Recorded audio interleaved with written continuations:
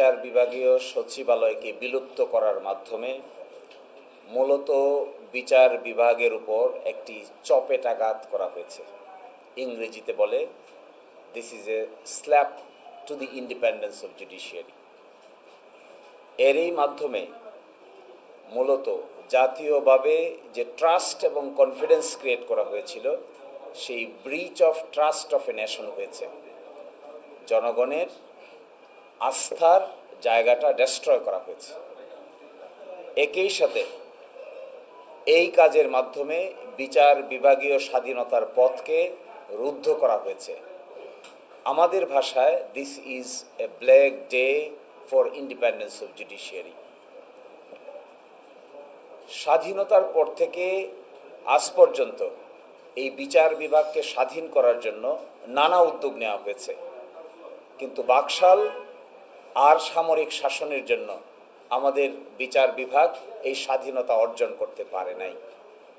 অবশেষে 1999 সালে মাজদার হোসেন মামলার মাধ্যমে আমাদের উচ্চ আদালত 12 দফা নির্দেশনা জারি করে। এই 12 দফা নির্দেশনার আলোকে 2007 সালে বিচার বিভাগ প্রথম ম্যাজিস্ট্রেসি থেকে আলাদা করা হয়।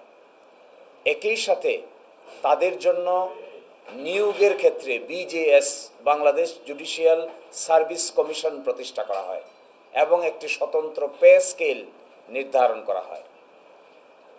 2025 সালে এসে আমাদের হাইকোর্ট ডিভিশন আমাদের করা একটা রিট পিটিশনের ভিত্তিতে রায় প্রদান করেন 2রা সেপ্টেম্বর 2025।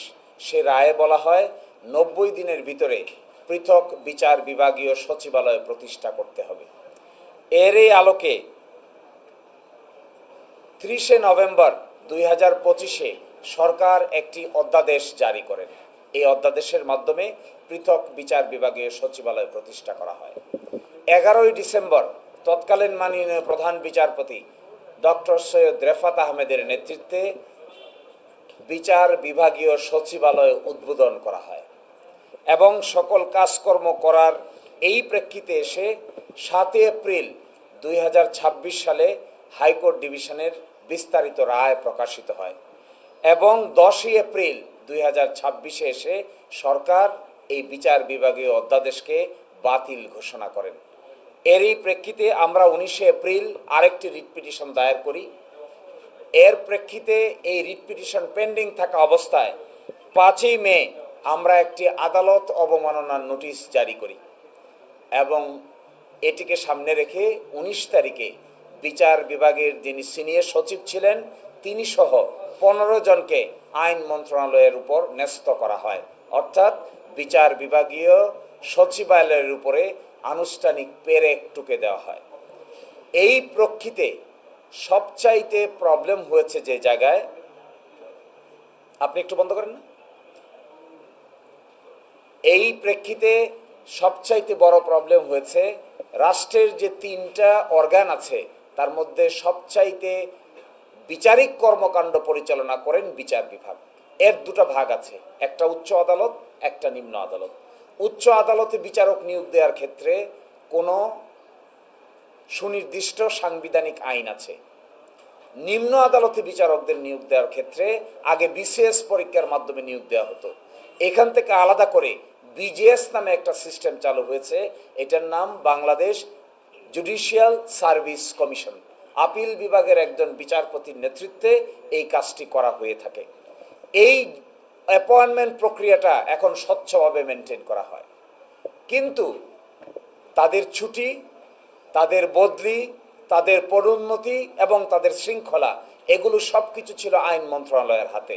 ফলশ্রুতিতে তারা আইন মন্ত্রণালয়ে তাদের ইচ্ছার বিরুদ্ধে কোনো আদেশ দিলে তারা বদলি করে দেন, কাউকে পদোন্নতি দেন না, কিংবা শৃঙ্খলাজনিত অভিযোগ আনয়ন করেন।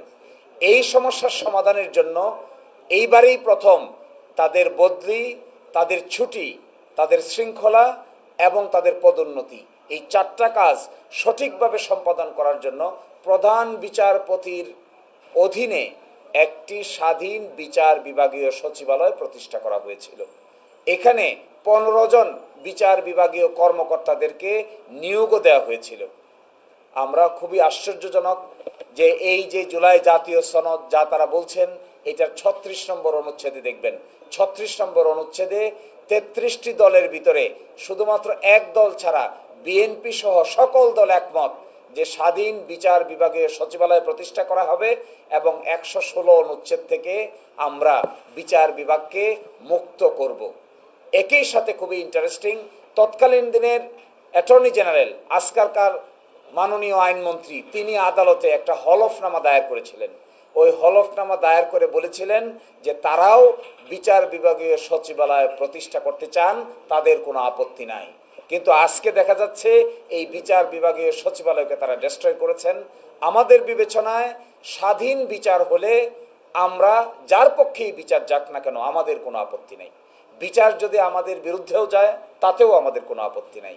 সঠিক বিচারের মাধ্যমে, ন্যায় বিচারের মাধ্যমে আমাদেরকেও যদি আদালতের আসামি হিসেবে দাঁড়াতে হয় আমাদের কোনো আপত্তি নাই। কিন্তু বিচারকদের স্বাধীনভাবে কাজ করতে না দিলে একটি সভ্য সমাজ গড়ে উঠতে পারে না। সরকার যদি কোনো সিদ্ধান্ত নেয় যা নাকি সংবিধান সম্মত নয়, আইনসম্মত নয়, বিচারকরা সেটি দেখবেন, বিচার করবেন, পক্ষে বিপক্ষে যা রায় দিবে আমি অসন্তুষ্টি হলে আপিল করব। কিন্তু বিচারকদের আমি বদলি করে দিব, তাদের পদোন্নতি দেব না, তাদেরকে সুন্দরবন বান্দরবন পাঠিয়ে দিব, এটি কোনো স্বাধীন বিচার বিভাগের ক্যারেক্টার হতে পারে না।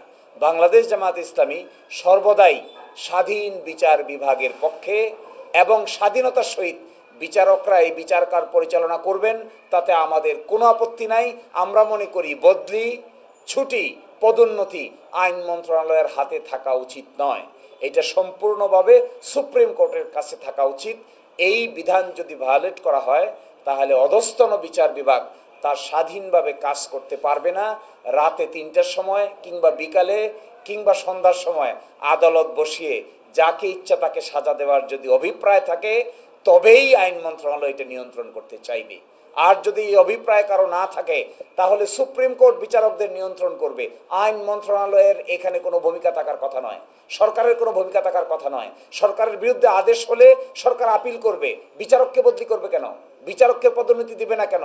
তার যদি পদোন্নতির সময় হয়ে থাকে তিনি পদোন্নতি পাবেন। তিনি যদি করাপ্ট না হন, আচরণবিধি ভঙ্গ না করেন, তাহলে তিনি আইন অনুযায়ী ফাংশন করবেন। কিন্তু পছন্দময় সই আদেশ না দিলে তাদের উপর চড়াও হওয়ার জন্য একটা নাগ পাশ তারা আইন মন্ত্রণালয়ের হাতে রেখে দিচ্ছেন। এটার নাম হলো সচিবালয়। অর্থাৎ বদলি সিদ্ধান্ত নিবে সচিবালয়, ছুটি সিদ্ধান্ত নিবে সচিবালয়, পদোন্নতি সিদ্ধান্ত নিবে সচিবালয় এবং শৃঙ্খলা সিদ্ধান্ত নিবে আইন মন্ত্রণালয়। এই আইন মন্ত্রণালয়ের করায়ত্ত থেকে স্বাধীন বিচার বিভাগের সচিবালয় প্রতিষ্ঠা করে প্রধানমন্ত্রীর নেতৃত্বে বিশেষ কমিটির আলোকে এই সিদ্ধান্তগুলো নেওয়ার বিধান করা হয়েছিল। আরও ইন্টারেস্টিং, যে আইনটা বাতিল করেছেন তারা, সেখানে মাননীয় প্রধানমন্ত্রীকে স্বাধীন বা প্রধান বিচারপতিকে স্বাধীনভাবে 50 কোটি টাকার বাজেট অনুমোদনের ক্ষমতা দেওয়া হয়েছিল। এই অনুমোদনের ক্ষমতাটাও তারা কেড়ে নিয়েছেন। এবং আমাদের অধস্তন বিচার বিভাগে 2200 বিচারক আছেন, 2200। এই 2200-র মধ্যে প্রায় 2000 বিচারিক কাজে আছেন, বাকি 200 বিভিন্ন জায়গায় প্রেষণে আছেন। এই 2000 বিচারক তাদের কর্মকাণ্ড পরিচালনা করতে গিয়ে হিমশিম খাচ্ছেন। পৃথিবীর ইতিহাসে মনে হয় বাংলাদেশেই একমাত্র দেশ হবে যেখানে প্রতি 78,000 মানুষের জন্য একজন ম্যাজিস্ট্রেট, একজন বিচারক নিহিত আছে।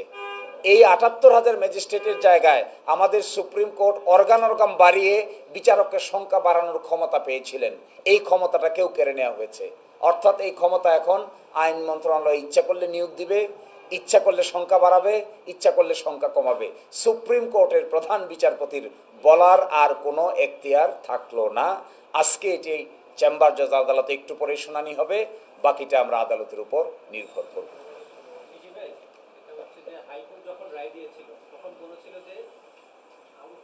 যতক্ষণ পর্যন্ত বিজ্ঞাপন থাকবে ততক্ষণ পর্যন্ত বাতিল করা যাবে না। সরকার একদিকে বলছে তারা স্বাধীন বিচার বিভাগের জন্য আলাদা আরেকটা আইন আনবে, যেটা আপনাদের সাথে আলোচনা করার কথা। কিন্তু আজকে আমরা দেখলাম অ্যাটর্নি জেনারেল বলেছে যে সরকার যখন তখন সিদ্ধান্ত নিয়েছে, যেটা যুক্তরাষ্ট্রের সাথে যে চুক্তিটা হয়েছে, সরকারের সিদ্ধান্তের বিষয়ে কোনো প্রশ্ন তোলা যাবে না আইন এই আদালতে। কিন্তু আমরা দেখলাম এই বিচার বিভাগ নিয়ে আবার আদালতে যাওয়া হয়েছে, তারা এটার আবার রিপিটিশন করছে, যেটা আপনারা বললেন যে তারা হচ্ছে আমরা করেছি, তারা করেছেন, তারা হচ্ছে করেছে। রাষ্ট্রপক্ষ হচ্ছে আজকে আবার অলরেডি তাদের পক্ষ থেকে আবেদন করেছে। আপিল করছে। সরকারের এই দ্বিমুখী নীতি, স্বাধীন বিচার বিভাগকে যখন তারা মানে বিরোধী দলে ছিল তখন স্বাধীন বিচার বিভাগের কথা বলেছিল, এখন পুরোটা ইউটার্ন দেখা যাচ্ছে। আপনি এই বিষয়টাকে কিভাবে দেখেন? আমি তো শুরুতেই বলেছি, আমরা মনে করি এটা স্বাধীনতার পথে চপেটাঘাত। এটি জাতির প্রতি বিশ্বাস ভঙ্গের শামিল। ইংরেজিতে বলে breach of trust of a nation. আমরা যারা বিশ্বাস করেছিলাম, সকলেই যারা বিশ্বাস করেছিলেন, জুলাই জাতীয় সনদে যারা স্বাক্ষর করেছিলেন এটা করবেন বলে, তারা এখন এখান থেকে সরে আসছেন। This is definitely will create a mistrust upon the activities of the government. এইরকম কর্মে আমরাই শুধু বিরক্ত নয়, আমার ধারণা আমাদের দেশের সচেতন সকল নাগরিকেই এই ধরনের কর্মকাণ্ডে যথেষ্ট বিরক্তি বোধ করছেন। এর মধ্য দিয়ে সরকার কি অ্যাচিভ করতে চায়, বিশেষ করে তত্ত্বাবধায়ক সরকার প্রধান কি হবে, বা বিচার বিভাগকে নিয়ন্ত্রণ করা, আবারও 17 বছর ক্ষমতায় থাকার মতো স্বৈরাচারী মনোভাব পোষণ, মানে কি অ্যাচিভ করতে চায় সরকার, আপনার কি মত? আমার ধারণা অধস্তন বিচারকদের জন্য একটা আচরণ বিধি আছে। সরকারের আর্গুমেন্ট হলো, যদি এটিকে আলাদা করে স্বাধীনভাবে কাজ করতে দেওয়া হয় তাহলে অনেকেই মনস্টার হয়ে যাবে। আদালতে তারা এই কথা বলেছেন। আমরা সেখানে জবাবে বলেছিলাম যে আদালতের বিচারকরা মনস্টার হয়ে গেলে তাদের আচরণ নিয়ন্ত্রণের জন্য আচরণ বিধি আছে। আপনি আচরণ বিধি অনুযায়ী শৃঙ্খলা ভঙ্গের দায়ে অভিযোগ আনবেন, বিচার হবে যদি কেউ মনস্টার হয়ে যেতে চায়।